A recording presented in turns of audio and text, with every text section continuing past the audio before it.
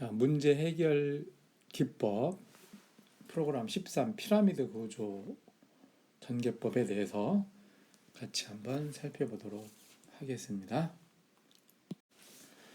자, 먼저 피라미드 구조라는 건 뭐냐면 뭔가 우리가 기획서를 작성할 때 어떤 방법으로 쓸 거냐는 방법에서 여러 가지 원인을 쓰고 결론을 쓸 거냐, 결론부터 하고 거기에 따른 원인들을 가져갈 거냐, 이런 이제 전개 방법들이 있어요. 근데 이제 피라미드 구조는 여기 나와 있는 대로 그 먼저 결론을 쓰는 겁니다. 그리고 결론을 내기 위한 이유, 방법, 내용들이 있을 거예요. 그지?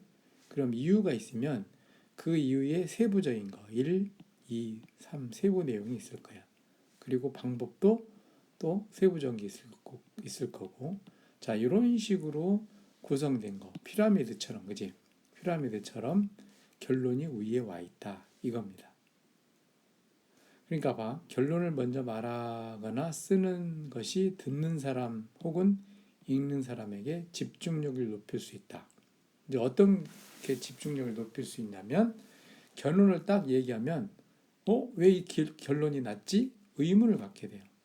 의문을 가지면 그 대화에 집중을 할 수 있게 되는 겁니다. 이 피라미드 구조는 맥킨지라는 컨설팅 회사가 처음 개발했어요.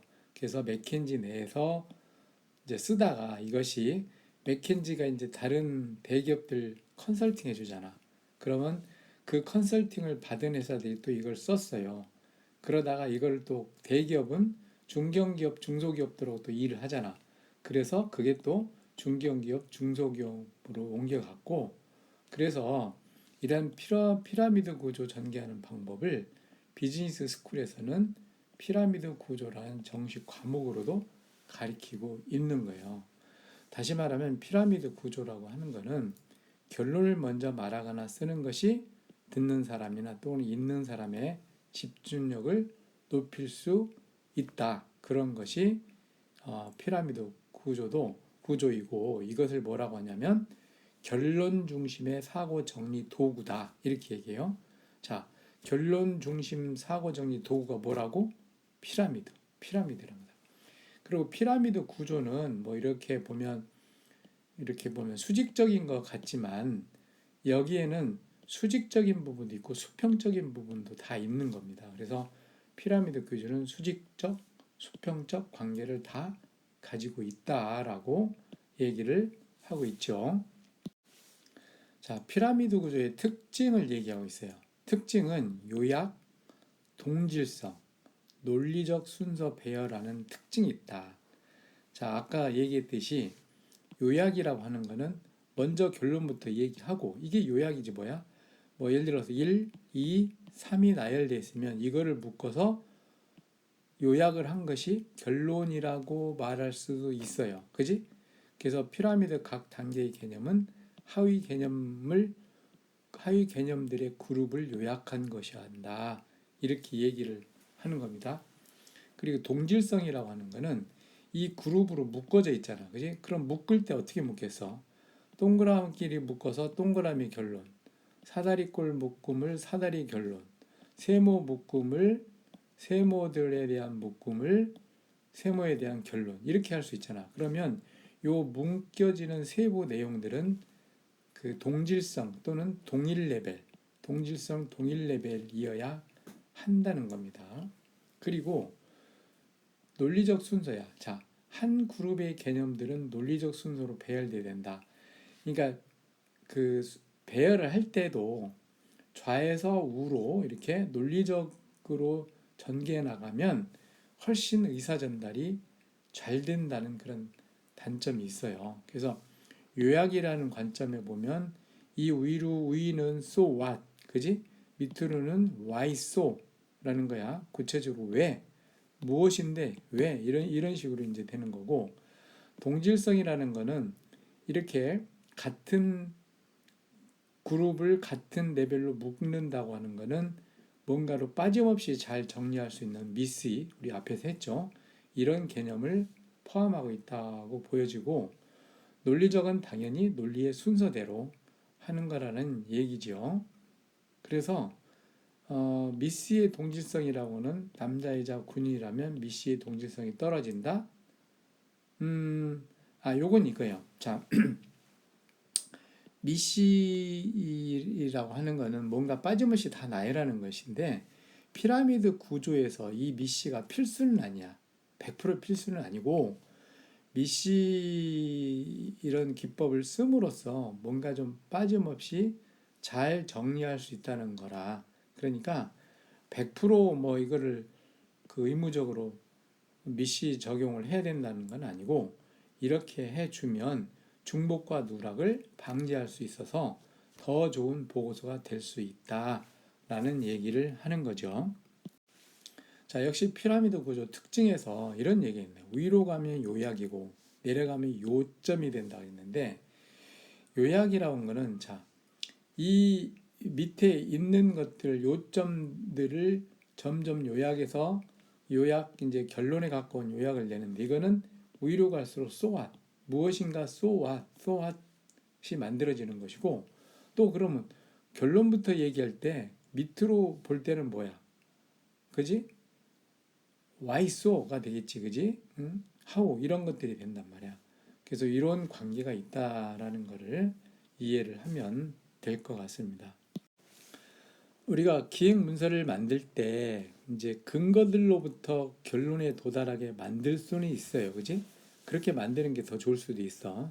그러나 이제 보고를 하는 시점에서는 결론부터 보고하고 하는 것이 관심을 보고 받는 사람이 관심을 끌어들일 수 있다라는 거고, 이 피라미드 구조의 어떤 구성을 한번 보면 먼저 1번 과제라고 되어 있는데, 이건 뭐냐면 자, 이 과제가 만들어지는 배경과 목적, 목표들이 있을 거예요. 그지? 그런 게 있으면 그 다음에 이제 결론이라고 하는 부분은 이 과제, 목표, 목적에 대한 어떤 답이 되는 거지. 그지? answer. 그지? 그게 이제 결론이 될 수 있는 거예요. 정말로. 그리고 이제 그 결론 밑에 아주 핵심적인 키 메시지들을 나열하는 거야. 그게 어떻게 보면 요약된 요점이 되는 거지. 이 결론을 입증할 수 있는, 이것을 입증할 수 있는 키 메시지들이 이렇게 나열되는 거야.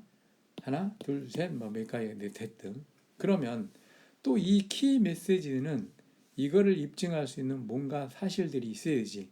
그래서 네 번째로 요 키 메시지에 대한 사실 혹은 세부적인 자료, 근거 이런 것들을 이렇게 나열해 주면 이게 피라미드 구조 형식을 가지고 있다라고 얘기를 할 수가 있습니다. 그래서 위로 가면 so what이고 밑으로 가면 점점점 어떻게 돼? 그 구체화 시키기 때문에 why 또는 how라고 얘기를 할 수가 있습니다. 자, 이 피라미드 관계는 수직적도 되고 수평도 된다고 그랬어요. 수평적인 것도 된다고 그랬어. 그 특징을 한번 보면 수직적인 거는 그거지. 그 몇 개 사실을 묶어서 하나로 이제 뭐 요약한다겠는데, 이게 세부적인 것이 묶여서 의견이 되고 의견들이 종합해서 주장이 되고 이렇게 수직적인 구조를 가지고 있어. 이 수직적인 부분을 so what이라고 얘기를 할 수 있지. 그래서 요 몇 개의 사실들이 묶어서 하나의 의견이 되고, 그 의견들이 다시 그 묶여서 so what 주장 결론이 되는 상향식 구조를 가지고 있어서 이것도 수평적인 관계라고 얘기를 하는 겁니다. 자, 이제 수직적 관계를 조금 더 설명하면, 실제로 우리가 말을 쓸 때 주장을 앞에 딱 하잖아, 그지? 그리고 그 주장을 했으면 내가 뭐야? 그거를 풀어나갈 수 있는 근거들을 댄단 말이야. 나는 그 나의 취미는 뭐 독서입니다. 왜냐하면 뭐이기 때문입니다. 이런 식으로 하거든. 그래서 우리가 말을 할 때도 항상 결론을 얘기하고 대개 한 3개 정도의 근거를 제시하는 게 좋아요. 그지? 어, 그래서 이제 논리적으로 이제 말을 할 때, 토론할 때도 마찬가지예요. 결론을 얘기해. 그리고 결론을 부연할 수 있는 것들을 또 이렇게 한 몇 개를 얘기해. 그리고 나중에 또 결론을 한번 얘기해. 이렇게 하는 구조가 굉장히 좀 설득하고 토론할 때 좋은 방법 중에 하나니까 활용할 수 있도록 하고, 이렇게 결론을 쓰고 하위에 있는 것들을 풀어나가는 것을 와이소라고 하는 거예요. 하향식 관점에 대한 서술이에요. 아까 위에서 전 페이지에서는 상향식 서술을 했었지. 그래서 상위 메시지에 대한 근거, 하위 메시지가 구성될 수 있는 걸 요구하는데, 이런 거지. 실제로 왜 그런 말 할 수 있을까? 구체적으로 무엇을 의미할까? 어떻게 하겠다는 거야? 여기에 대한 답변들이 그 세부적인 내용을 구성하는 것이라고 이해를 하면 되겠습니다. 또 수평적인 관계의 특징도 가지고 있어요. 우리가 뭔가 묶음을 할 때 서로 유사한 것끼리 묶잖아. 그지? 그게 수평적인 거 뭐야? 유사한 것끼리 묶는 거예요. 그리고 또 매시 원칙을 성립할 수 있도록 묶어. 이건 뭐냐면 뭔가 빠짐없이 중복되지 않게 묶는 걸 말하는 거지. 그래야 묶음들을 유사한 걸로 해야 그런 걸 빠짐없이 분류할 수 있고 또 중복되지 않게 할 수 있다는 그런 장점이 있는 거죠. 또 묶음에 있는 사실들을 나열할 때 좌측에서 우측으로 해주는 거에 논리가 살아요. 논리가. 그래서 이런 순서대로 나열하면 논리적인 나열도 된다라는 거예요. 그러면 저기 몇 가지 한번 원칙을 하면 중요한 것부터 또 시간 순서에 따라서 공간 배치에 따라서 대소고조 등에 따라서 사회적 관습에 따라서 이런 기준을 두고 이렇게 순서대로 나열하면 보다 더 논리적인 사실들을 수평적으로 나열할 수 있는 방법이 되는 겁니다. 그러면 피라미드 구조하는 사례를 한번 들어 볼게요. 자, 예를 들어서 결론으로 정확한 진척을 파악할 근거로 상황에 맞게 적절하게 대응함으로써 프로젝트 일정을 준수하겠습니다. 라고 얘기했어. 그러면 그렇게 결론을 얘기했을 때 듣는 사람은 어떻게 해서 그렇게 할 건데? 라고 생각이 들으니까 집중을 하게 돼요. 그래서 첫 번째, 표준공정, 타임시트, MS 프로젝트 등 좋은 도구를 활용해서 예상 실적과 진척 관리가 가능하게 되는 겁니다. 두 번째는 프로젝트 팀은 경영진에게 진척 현황을 언제든지 공개하고 문제가 발생했다고 인식할 경우 신속하게 대처를 하겠습니다. 그렇게 해서 프로젝트 일정을 준수하겠습니다. 이렇게 되는 거지. 자, 이렇게 이제 결론에 대해서 부연이 이제 두 가지가 설명됐어. 그러면 또 어떻게 과학적인 진척 도구를 활용하는데 또 어떤 것들이 있을까? 라고 의문이 생기는 거야. 그거를 구체적으로 어떻게 하려고 그런 거지? 첫 번째, 표준 공정의 WS 세부 항목들을 도출합니다. 두 번째, 타임시트를 작성하는데 프로젝트 참여 인력 모두가 합니다. 세 번째, MS 프로젝트에서 제공하는 다양한 분석 도구를 활용하면 이게 가능하게 됩니다. 이렇게 이제 세부적으로 설명을 해주게 되는 겁니다.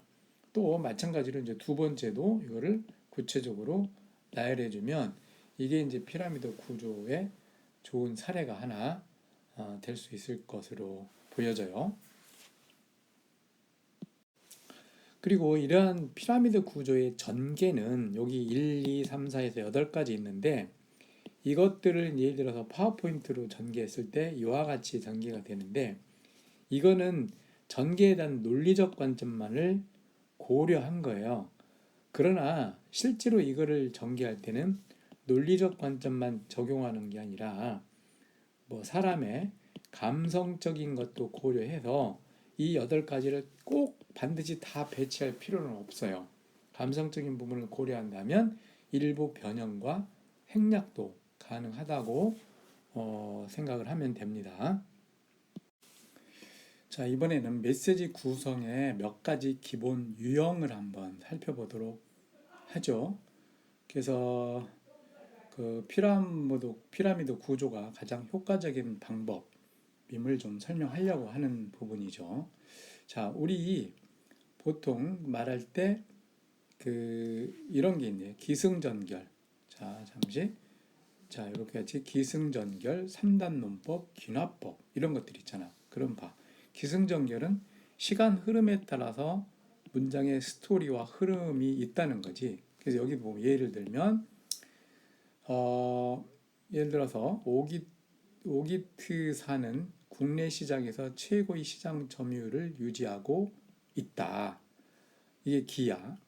승은 자 그러나 시장이 성숙함에 따라 오기트사의 수익률은 저하되고 있다.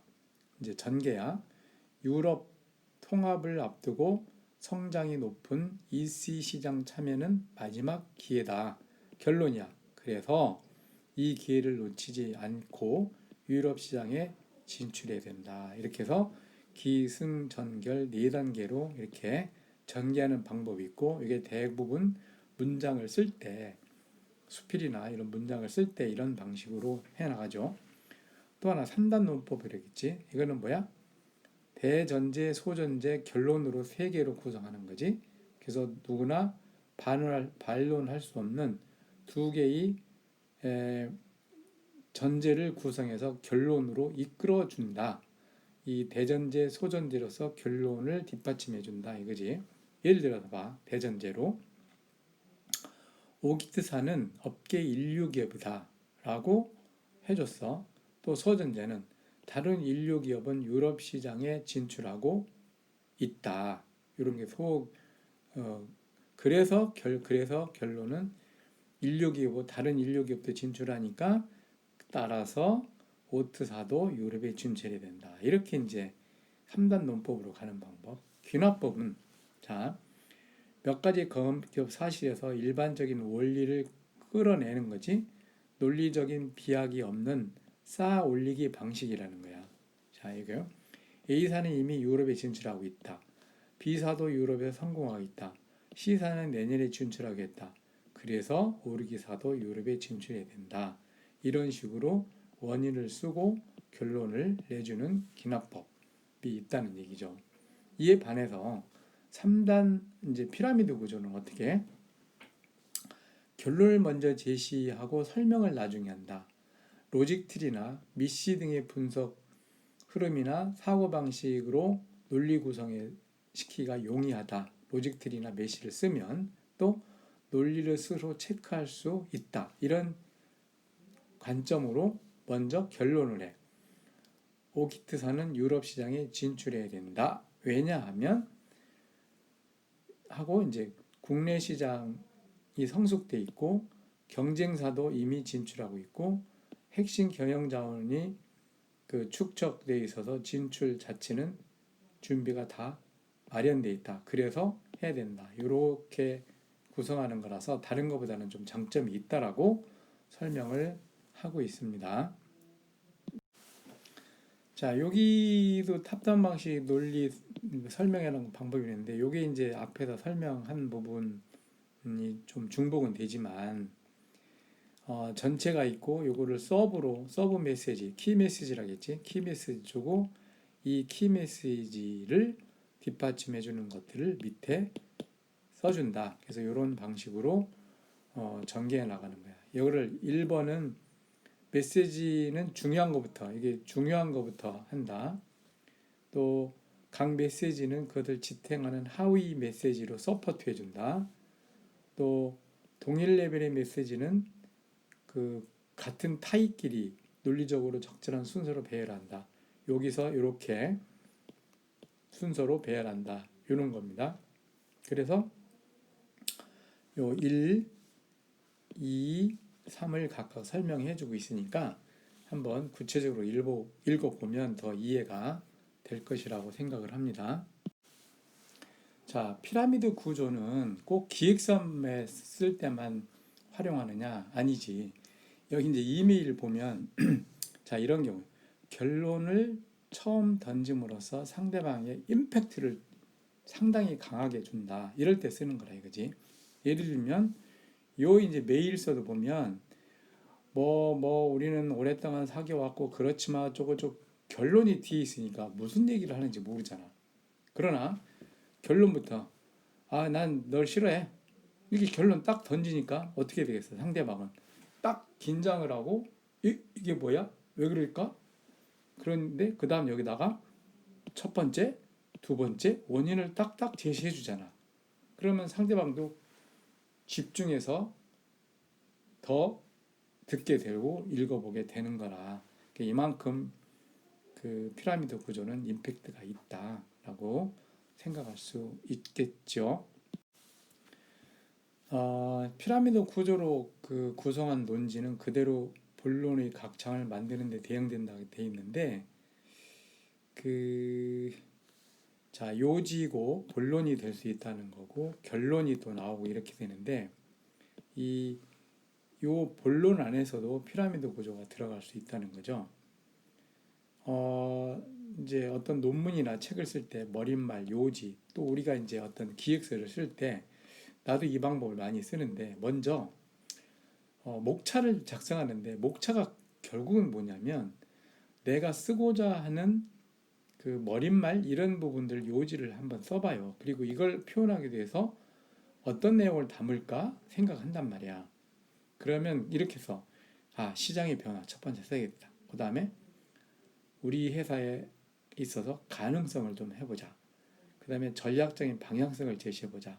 그리고 향후 작업 일정을 제시해주자.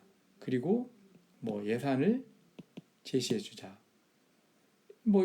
이렇게 할 수 있잖아. 그지? 그러고 이제 여기에 대해서 조금씩 구체적으로 풀어가는 거예요. 풀어갈 때도 이 안에서의 몇 개 그룹을 또 나열하고 여기 써내려가고 이렇게 하면은 좋은 이제 기획서나 보고서를 만들 수 있고 또 작성하기도 그만큼 용이하다는 장점이 좀 있습니다. 한번 해보세요. 자, 이건 이제 앞에서 나온 거지만 각 장별로 그 텍스트를 구성할 때도 피라미드 구조를 똑같은 방법으로 쓰는 거예요. 그러니까 피라미드 구조를 크게 보면 예를 들어 이렇게 하고 자, 이렇게 또 뭐가 나오겠지. 또 여기서 또 나오겠지. 더 긴 건 여기서 또 나올 수 있는 거지. 그렇게 이래서 레벨 1, 레벨 2, 레벨 3 이렇게 쭉 만들어 가는 거죠. 자, 이게 이제 각 흐름이에요. 이게 이제 보고서를 작성할 때도 이러한 흐름으로 여기서 한 게 이렇게 서술되고 이 부분이 또 구체적으로 서술되고 이 부분이 이렇게 되고 이 부분이 이렇게 되고 이것도 수평적으로 나열했을 때 또 이것도 피라미드 형식이 되는 거고 이와 같은 흐름으로 볼 수도 있겠죠. 자, 지금까지 한 내용을 한번 리뷰를 해보면 자, 결론부터 말하고 쓰는 것이 그 의사소통에 굉장히 효과적이다. 자, 이게 이제 피라미드 구조의 구성이다라는 거고 자, 피라미드 구조 내용의 구성은 상위 메시지와 하위 메시지 간의 so what 또 why so 관계가 성립하도록 내용을 구성한다는 것이고 또 피라미드 구조 나열 순서는 중요한 것부터 시간 순서에 따라 공간에 따라서 대소 고조에 따라서 사회적 관습에 따라서 또 같은 수준 내에서 묶음으로 좌에서 우로 나열한다 이렇게 얘기를 했어요.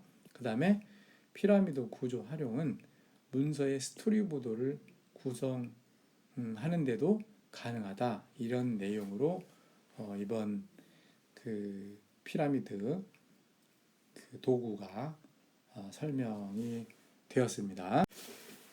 그런데 이런 게 있어요. 그 피라미드 구조가 결국은 결론부터 말하기인데 이렇게 결론부터 말하는 것이 절대적이냐? 이거는 일반적이라는 얘기예요. 일반적으로 이렇게 한다. 그러면 일반적이지 아닌 경우도 있다. 특수한 경우. 그 경우는 뭐냐면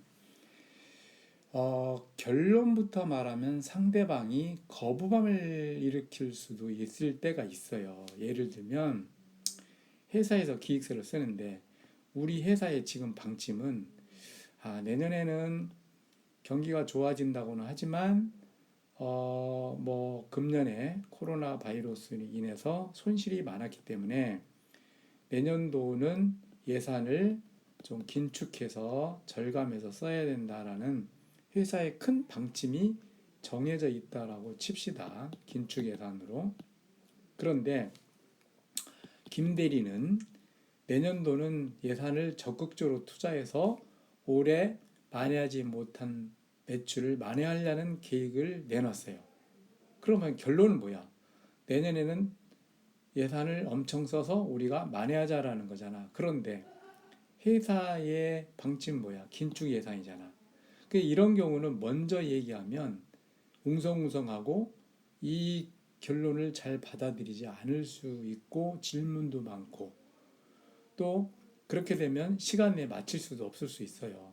그래서 이런 경우에는 차근차근히 뭐 어떤 배경이라든가 원인이라든가 트렌드라든가 전략이라든가 이런 부분들을 설명해 가는 거, 설명. 그리고 이 설명을 하고 이제 열거형이지, 열거형으로 설명을 하고 이제 결론을 맺고 여기에 동의를 얻는 방법이 있는 겁니다. 그런데 이와 같은 방법이 한 전체의 보통 5%라면 대부분 결론부터 말하는 게 좋은 게 95% 정도는 되는 거예요. 그래서 우리가 피라미드 구조에 대해서 했지만 피라미드 구조를 배웠다고 해서 무조건 다 이 방법을 쓰라는 건 아니고 경우에 따라서는 열거형으로 설명을 먼저 해서 결론을 도출하는 게 좋을 때도 있다. 이렇게 인식하면서 오늘의 피라미드 구조 내용에 대해서 마치도록 하겠습니다. 여러분 수고했어요.